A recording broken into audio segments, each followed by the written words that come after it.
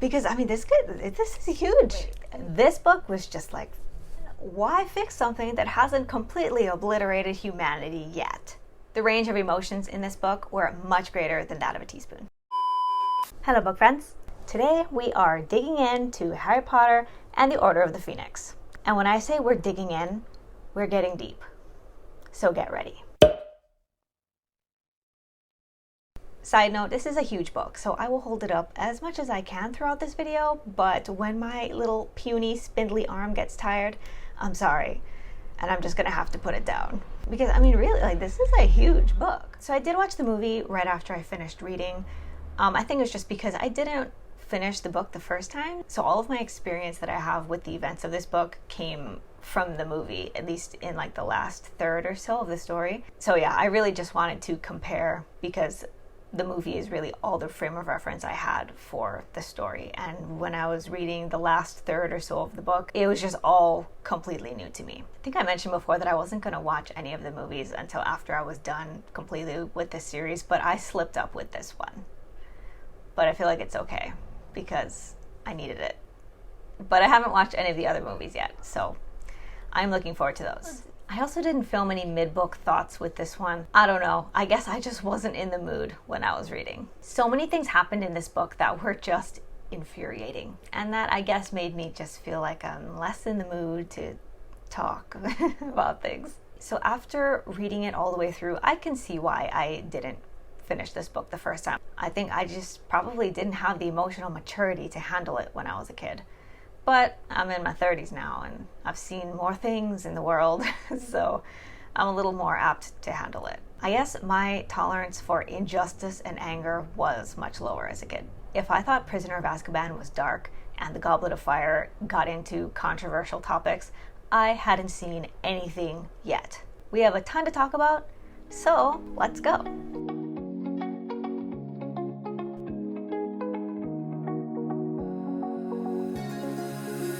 Now that I'm looking back, I can see all the signs I tried to fill in the cracks that were spread in my mind, but I was all out of hope, lost in an endless maze. The emptiness had unfolded just like a void, but you broke the coldness somehow and lit up a flame. And ooh, I was done feeling hopeless, screamed out loud because it felt impossible in my bones, like getting blood out of the stone on my own.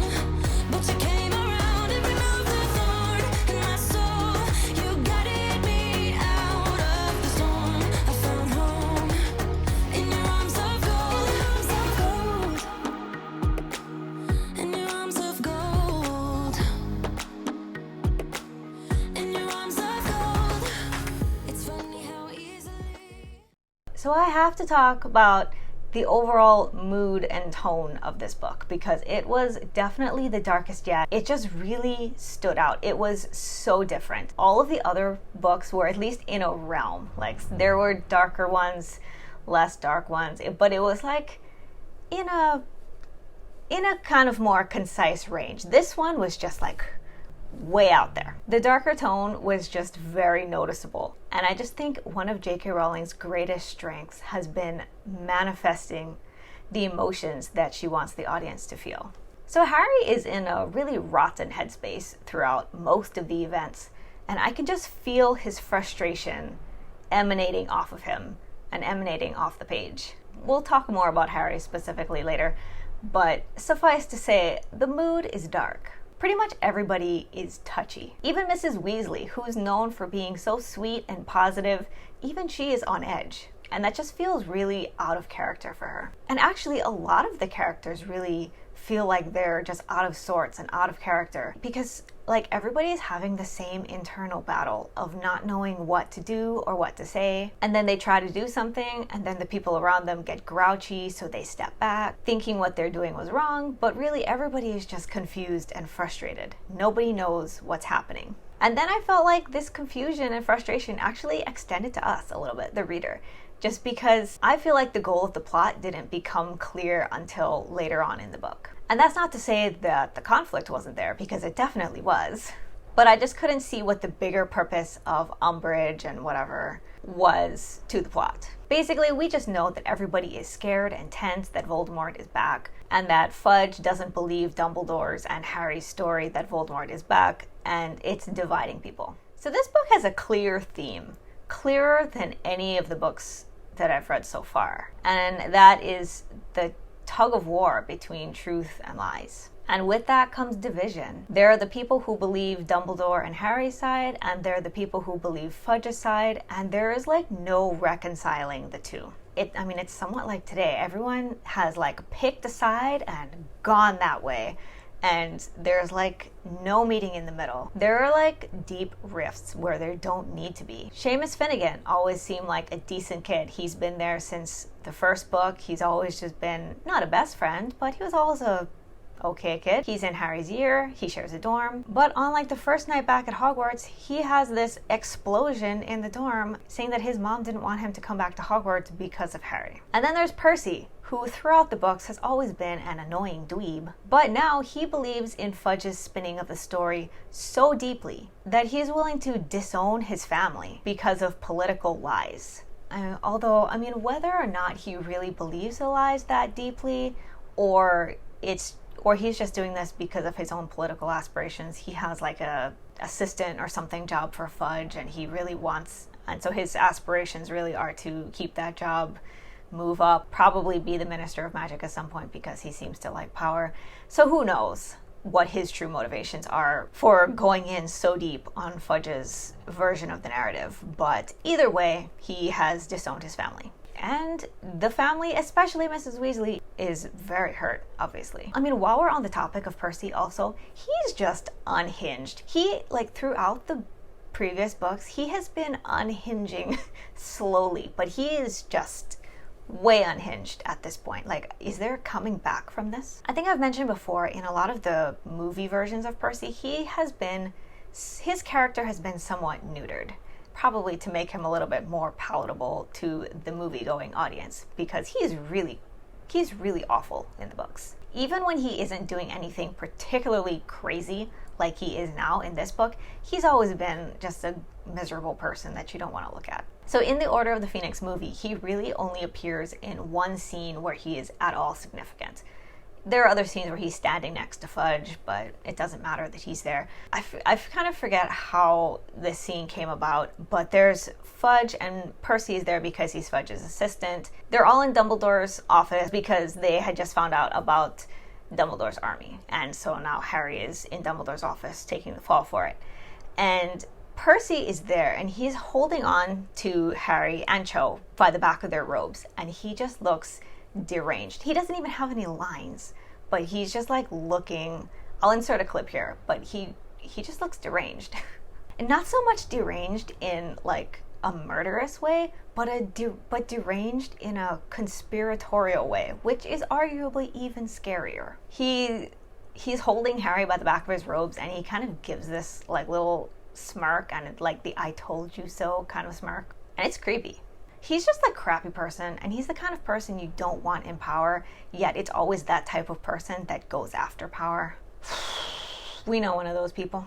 Again, how did J.K. Rowling predict this? That politics would be extending so far beyond what politics is supposed to be, policy, and is now taking over identities and ripping families apart. So, the political corruption in this storyline is just outrageous. But I don't mean that in a bad way. It was still a great narrative. It's just an uncomfortable narrative, especially now. It seems quite relevant. Moving on.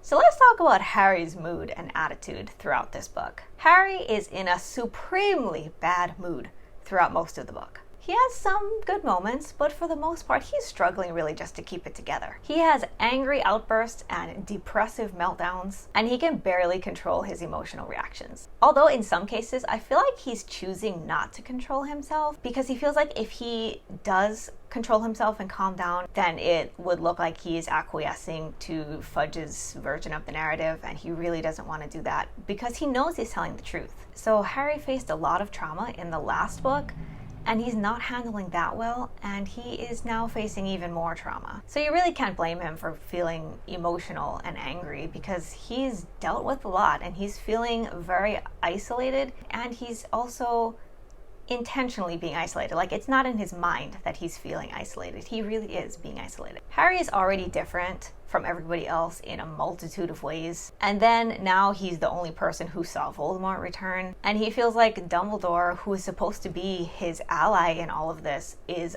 icing him off.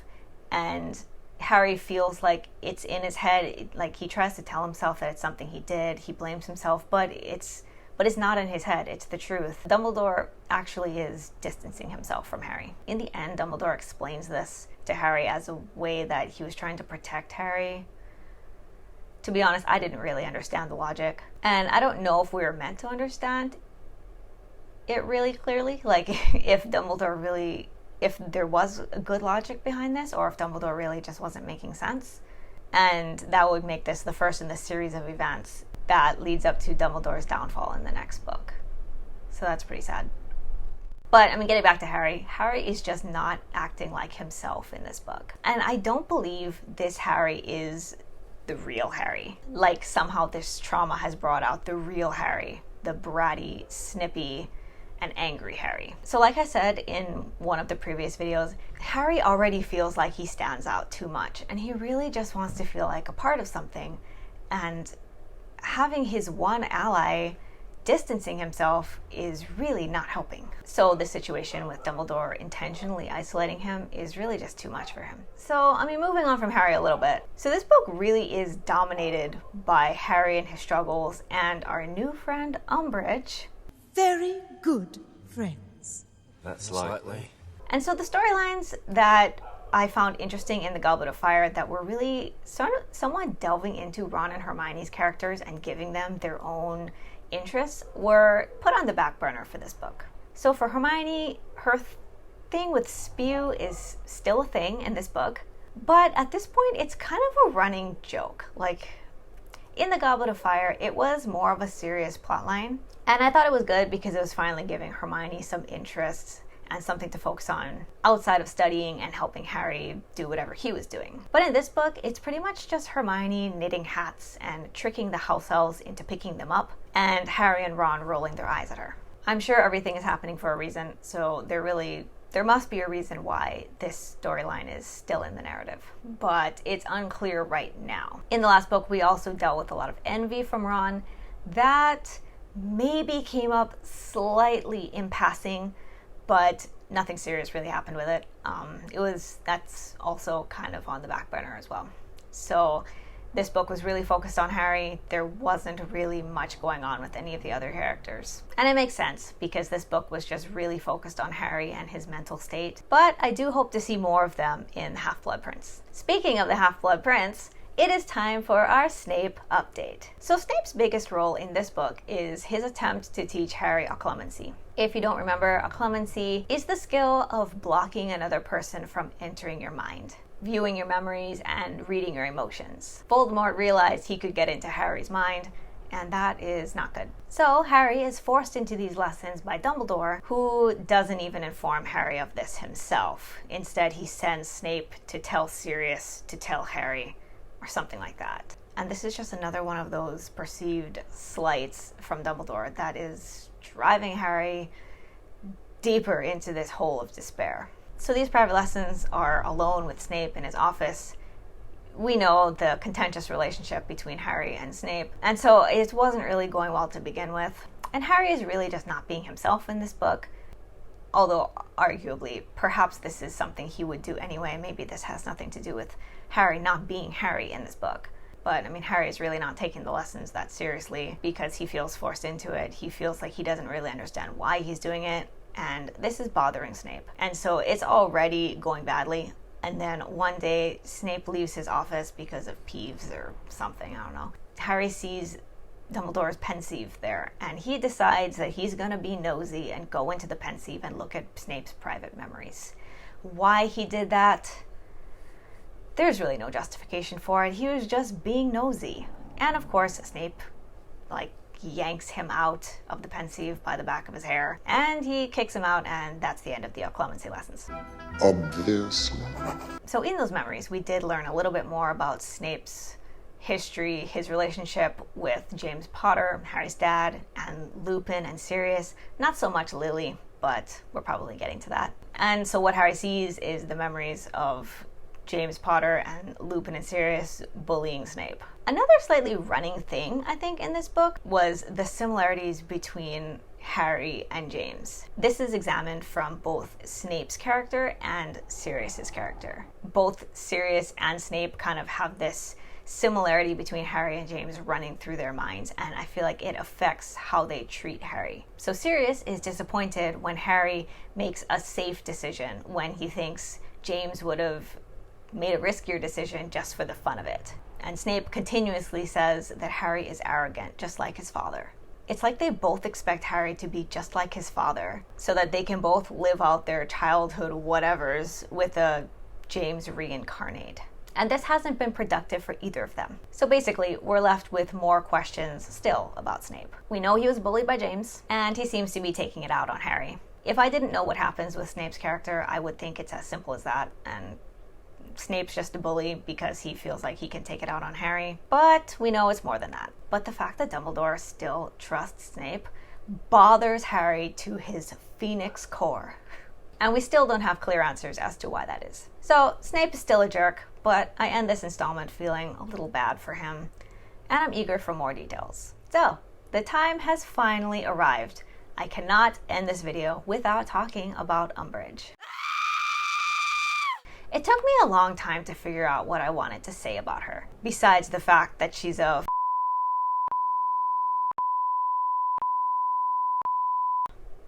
So we all remember that line where she says, "Progress for the sake of progress must be discouraged." Progress for the sake of progress must be discouraged. I feel like that's one of the most recognizable lines in the movie and in the book. I recognized it immediately when I saw it. I never understood really what that meant or why she would say that. Like, why would you not want progress to move forward? Why would you want to stay in the same place for the rest of time? So initially, I set it aside as just one of those unintelligible things that politicians say. You know, I'm a perfect physical specimen. But when I think about what it means to me today, I think it sounds like a blunt yet sweetened version of the current Republican unsaid motto. I promise to try not to be too divisive here, but that's just what it sounds like to me. So this book was released in 2003. I don't think things were back then how they are now, or maybe I was just too young to be paying attention. So I can't really compare what the climate was at the time of this writing versus now. But I mean, the book contains a prophecy, and it's almost like this book is a prophecy. So it becomes the question of what is progress for the sake of progress? What counts as necessary progress versus unnecessary progress? It's subjective. So basically, progress for the sake of progress is just whatever her ideology says is unnecessary or harmful to the status quo that she enjoys. Never mind everybody else. I'm obviously applying current events to my interpretation of this, so maybe that's what she meant. So we know Umbridge's goal for being at Hogwarts was to resurrect the narrative about Voldemort, to discredit Dumbledore. Why? To avoid mass loss of control by telling the public something panic-inducing, possibly. But more likely, it was because of Fudge's and her own political aspirations. He wanted to stay in office, and he was threatened by Dumbledore, because Dumbledore is the shit. And with no power just to throw him out, he used what power he did have to corrupt the system. Insert Umbridge. Take down Dumbledore's reputation, probably make sure there was some sweet benefit in there for Umbridge. Probably that means just allowing her power trip to continue, knowing no bounds. Progress is such a broad term. It can be applied to so many things, but it boils down to change. When things are working for someone, they'll do everything possible to avoid changing things, including gaslighting and fear-mongering to make any change seem too hard or too scary or just not worth it. When really, they just don't want to do it because it's going to lessen their own power. Fudge doesn't want progress away from his own Minister of Magic ship. Umbridge doesn't want change that could lessen her own political power, or her clout as a pureblood supremacist. And Dumbledore is up in here trying to be proactive and change things, when why fix something that hasn't completely obliterated humanity yet? That's just annoying. So I guess that's the end of it. Fudge and Umbridge are self-centered and short-sighted. Is it deeper than that? I don't know. But do we expect any less from them?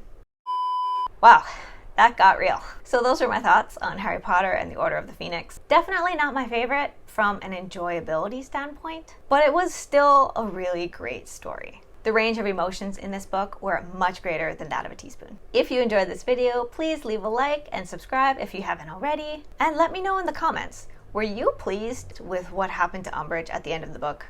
Mainly her getting carried off into the forest by the centaurs? Because I don't think that was comeuppance enough. So hopefully there is some other horror waiting for her in the next book. I think that's all for today. Thank you for watching, and I will see you next time. Bye! Now that I'm